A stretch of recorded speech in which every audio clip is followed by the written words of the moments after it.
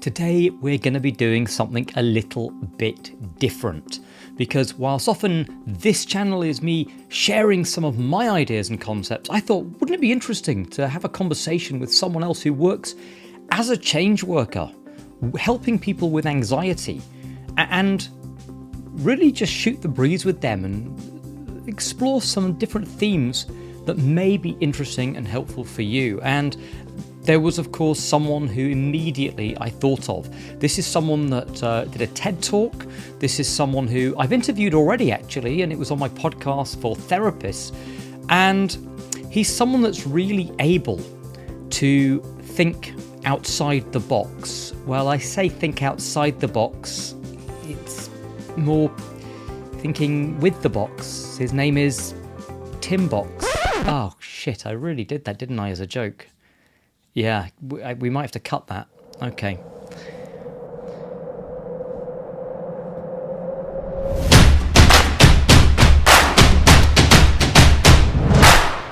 He has a system which he calls the control system. And what I think is interesting is that this idea of people trying to control everything is often very unhelpful, because can they control stuff? How many of your thoughts can you actually control?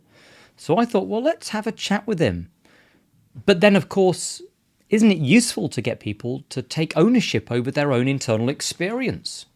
So we have two things that almost seem like they're in direct opposition with each other. And I thought, wouldn't it be great to bring on the guy who created this control system and put those to him? And here's what follows.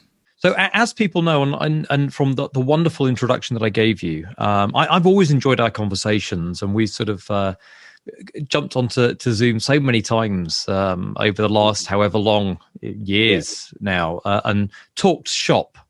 Was it shop? You said, yeah, okay, yeah. We did. So talk shop, yeah, not the other thing. We'll get to that. And we have some similarities in some of the themes that come up in our work in terms of dealing with predominantly a lot of anxiety comes up. And yes, we work with other things, but anxiety seems to be something that we both have a passion for helping people with. Yeah, I think also we've both got a personal journey with anxiety as well. So I tend to think sometimes that's what steers us towards our specialisms, but also I think it's worth saying, we've said this loads of times, I know, but these days, anxiety is the main concern. It's the main thing that people are presenting with to people like us, because it's, we seem to be living on an increasingly anxious planet, don't we? We do indeed. And things like global pandemics, I don't think are helping the anxiety sufferers of today. Yeah, they might be helping our business, but they're not helping the world in general. Exactly. Well, that's interesting, but I don't think they are.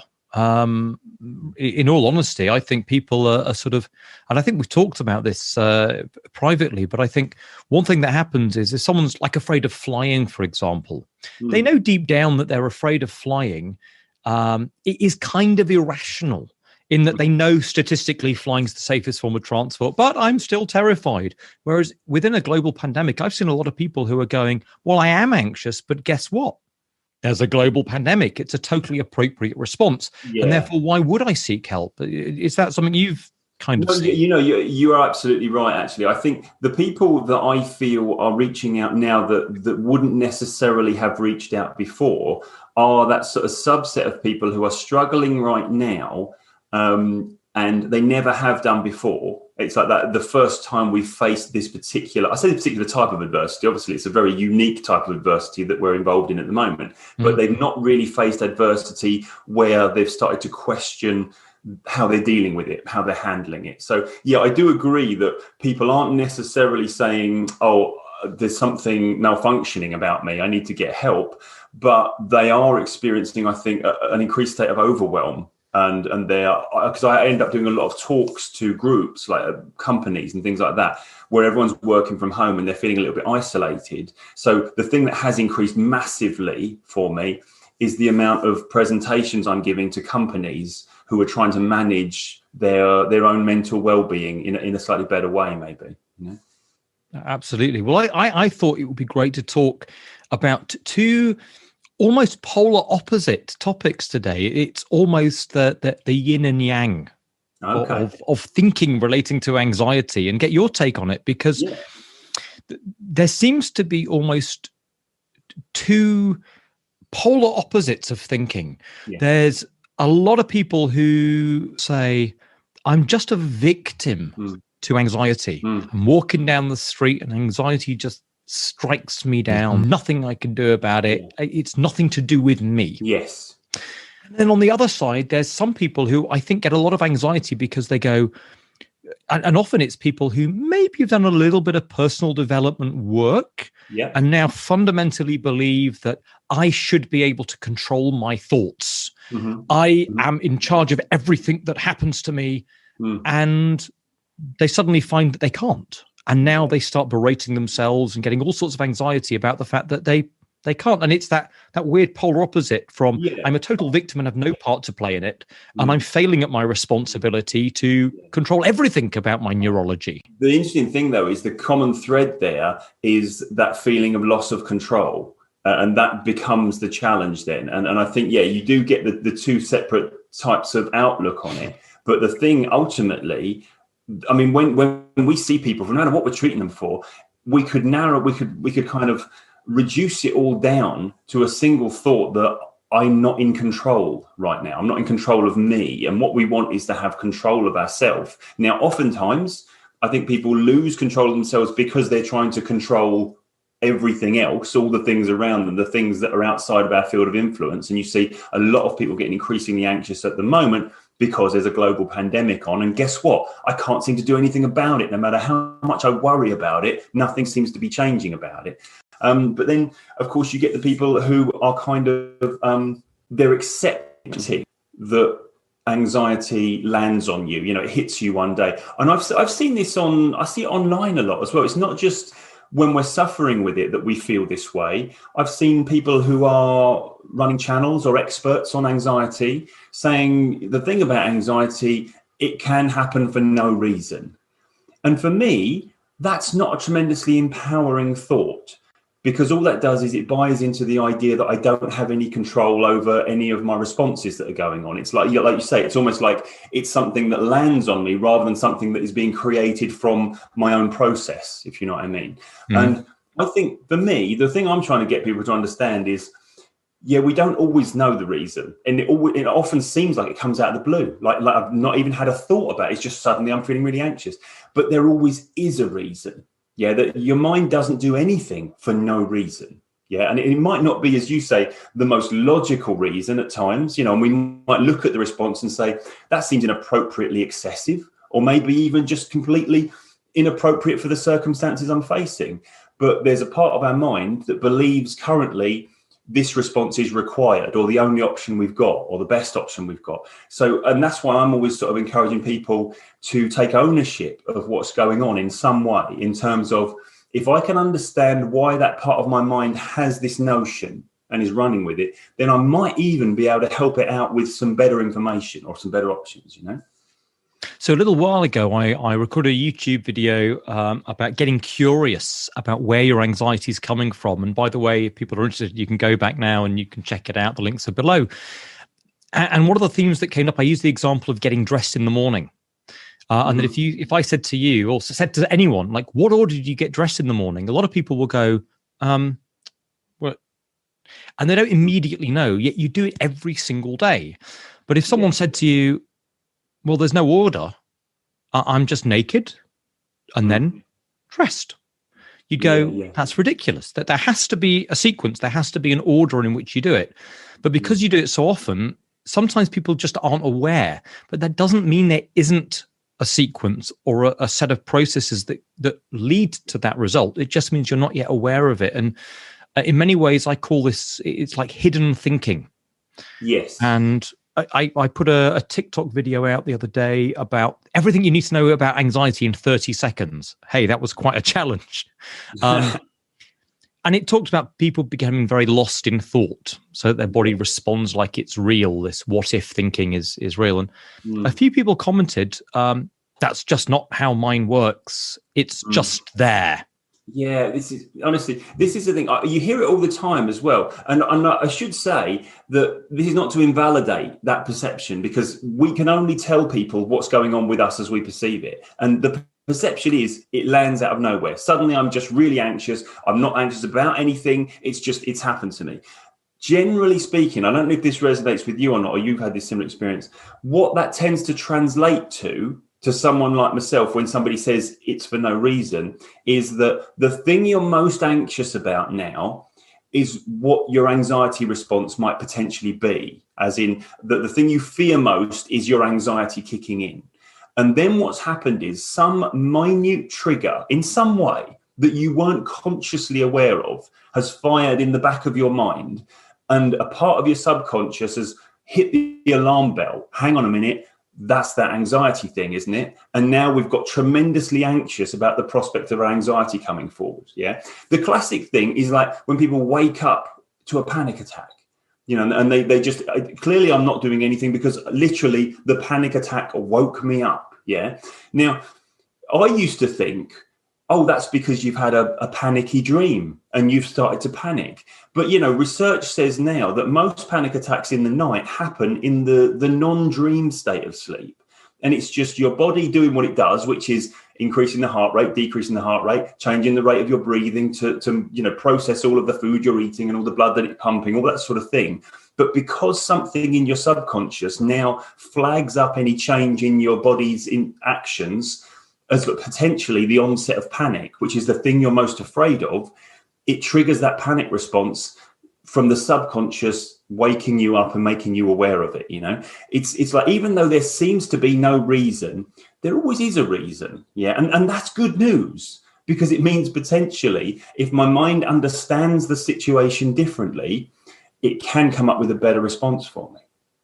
I think what's really helpful about that, and I would urge anyone who's there in that mindset of, no, that's not me, I'm telling you, it just appears from nowhere, is to remember it's not a hugely useful frame for creating change. I always recommend that people go inside and go, hold on a second, like, I know that's how it feels. Yeah. I know that feels like it appears from nowhere.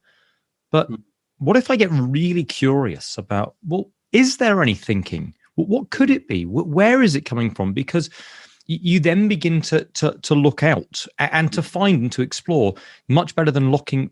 Because here's what happens. People just lock down and go, that's not how it works for me. And now they stay in that victim mindset. This is the thing. And we try and find a reason, and we hit that I don't know wall. Why do you think this happens? I don't know. Yeah. And it's like a brick wall. The answers are the other side of it, but we can't break through the brick wall.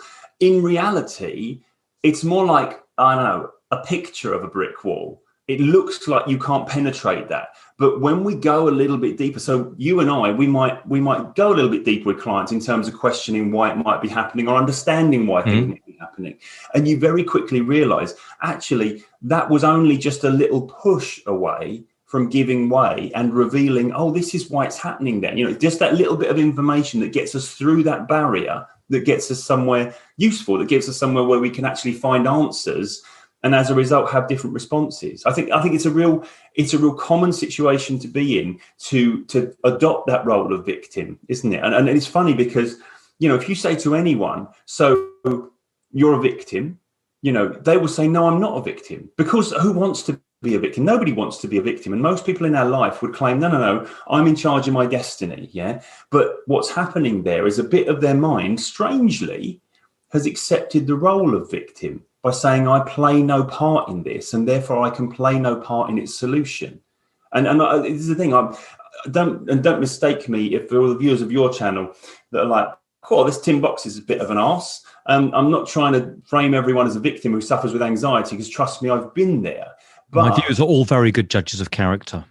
I thought they must be. I thought they must be, surely, to be interested in what you're saying. But the thing I would say is that it's like, let's not embrace the part of us that feels helpless in terms of, let's not go into that framework, because the truth is actually different. And I say this to people a lot, the way it feels is often not the way it is. Yeah. And if we can entertain the notion that the way I feel about this right now, turns out it's a mistake, if you like, then we do have the option of maybe finding the truth or finding a better response or finding a more appropriate response, if that makes sense. I think it's this idea, isn't it? And I mean, therapeutically, when we're working with people, I often get the most excited when people start saying the "I don't know." I don't know, or you get what I call pushback, that little, no, Howard, I'm telling you it's not that. It's because those are the moments where people are holding something currently as absolutely true, as unwaveringly unshakable. Yeah. That is unlikely to be the thing that is most unlocks things for them in the most liberating way. If you can help people see something new.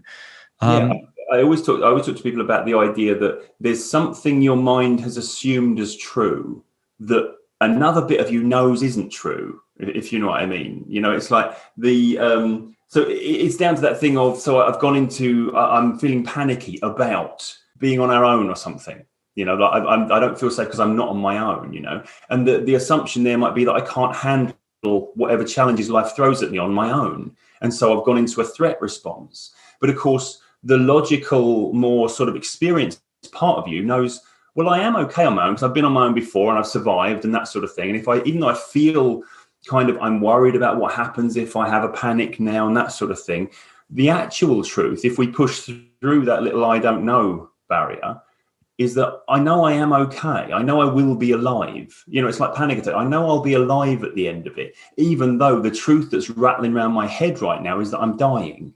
Yeah. And it's like, what do you know that differs from what the bit of you triggering this response thinks is true? That's the sort of thing I'm encouraging people to, I don't know, to find, if that makes sense. Totally. How do you describe for people their role or the relationship of these unconscious processes that they have no control over? Well, I'm glad you asked. By the way, there's a nice painting behind you of some lovely waves on a seascape. Yes, there is, and there's a painting over there you can't see of a little ship on waves as well, which is so. Well, I mean, obviously you're alluding to the annoyingly tedious and infamous analogy that I use about the captain and the crew of the ship. Exactly. Anyone that knows anything about what I do, they cannot have heard me talk for more than 5 minutes about this stuff without me talking about the ship. This is how you've done well this time. You've gone for about 7 minutes, so this is like, I feel like this is a world record. Yeah, this is. It's like I'm making I'm growing. You know, that sort of thing. No, the analogy that I use is, if you think of the mind like a ship, every ship has a captain and a crew. In that analogy, the captain would be your logical, conscious version of you, the bit that knows where you want to go, why you want to get there, all that sort of stuff. But of course, unfortunately, the part of your mind that has its hands on all the things that are steering and sailing your ship, that would be the crew. And that's your subconscious, which is the bit of you triggering all your emotional responses and how you feel about everything and all that stuff that seems to go on automatically without any conscious involvement. And so I tend to think we're always trying to get good communication with our crew to encourage them to do the jobs that sail the ship forwards, rather than have it going off in any which way direction or just stopped, you know, because I do have a firm belief that every member of your crew is on this quest to find the best strategy for the most happiness. And I think if we work on that premise, it can be quite simple at times to direct them to do a more productive thing for you emotionally, if that makes sense. Because that's what they're doing. The crew are sailing the ship using your emotions, you know. So in this metaphor, yes, would you say that essentially one of the big problems is that people, you know, the crew is taking them somewhere, and they just haven't realised that they are the captain. Yeah, a lot of the time, you know, it is step up and be the captain of the ship. But I tell you what happens, right? When we are sailing in the direction that the captain, you know, we logically feel is right, we feel in control of our ship. When we're sailing in a different direction, to the direction the captain wants to go, we feel out of control of our ship. Yeah. But the only real difference is that in the first version, captain and crew agree. It doesn't mean the captain is in any greater control of where the ship's going. It just means right now the crew are either listening to the captain or the captain is agreeing with what the crew is doing automatically. Yeah. And a lot of time when people say, oh, I'm sabotaging myself, I want to do this, but then I end up doing that. probably it's not the crew trying to sink the ship. They're not conducting a mutiny here. They just believe happiness is over there rather than the way you think happiness is. And that's why I think a lot of the answers to these dilemmas, these confusions that build up, is getting a sturdy communication between captain and crew, so that we find the best solution and we all end up happy on our ship, if that makes sense. Yeah, I mean, essentially aligning, sort of internally. And we've all had that experience, haven't we, where we're doing things and it just feels easy. It feels like it's in flow. It feels effortless. Versus wading through treacle. Yeah, well, this is the thing as well. And I think because we end up with crew members doing jobs aboard our ship that don't make sense. It's like, oh, I used to do that when I was a kid or something, but why am I still doing it now? Or why do I still feel this way about this now? You speak to people who have old fears from childhood, I don't know, like being afraid of the dark or something. And you're like, yeah, you know what? When I was a kid, I didn't understand the dark and the dangers or what might be good or bad about it. And so I had a fear of it. But then as we grow up and we understand the world a bit better, we're having that fear of the dark, thinking, I don't think I should have this fear anymore. And all it is a crew member doing the same job it's been doing literally for years. And so at some point, we have to give that crew member the information that's going to allow it to realize, great, I don't have to avoid the dark anymore. I don't have to try and sail the ship away from the dark, or whatever fear it might be that you find yourself dealing with, So, I mean, what I like about one of the ways in which you work is that you have a very clear metaphor of how it is that people can relate to their internal experience. Yeah. But then the question that then becomes is, okay, so that makes sense in terms of understanding I'm a victim to this. Mm-hmm. It's almost like the boat's being led by the crew. The ship, Howard, the ship. Just not the boat, the ship. Yeah, the ship. I apologize. I've just. I don't want it misrepresented. I'm just saying that. No, absolutely. These are just waves of epiphanies coming at the moment. Thank you for steering me in the right direction. You're very welcome. Absolutely, yeah. Just a rudder idea for you. Oh God, I didn't do that. Deviated into punland now. Yes, punland. Yes, let's not do that. Let's not do that. We'll get lost there. We will, and I'll never come out. There's no hope for me then. So yes, in terms of being a victim, that feeling. But then the other question is, well, what if someone really believes totally that they can control everything so much? Where does that fit in terms of, is it that they believe that they're the captain and absolutely that the crew will follow them at all times and have to? Yeah, I think a lot of the time when we're trying to get control of ourselves, we do this sort of self-discipline thing where we beat ourselves up and we're trying to bludgeon ourselves into improving, or we have a go at, we chastise ourselves for doing the wrong thing or not doing enough or not achieving enough. And I get it that probably we learnt that way of motivating people when we were young, because maybe our parents shouted at us, maybe our teachers shouted at us, maybe we witnessed somebody being shouted at and then they started doing the thing that person wanted them to do. But when it comes to ourselves, that isn't probably the best way of doing it, because I always think your crew, no matter which way they're trying to sail the ship, they're absolutely putting in maximum effort. Even if they think the best thing for us right now is to sit on the sofa eating crisps, doing nothing, they're putting maximum effort into sailing the ship in that direction, because that's the best strategy for happiness.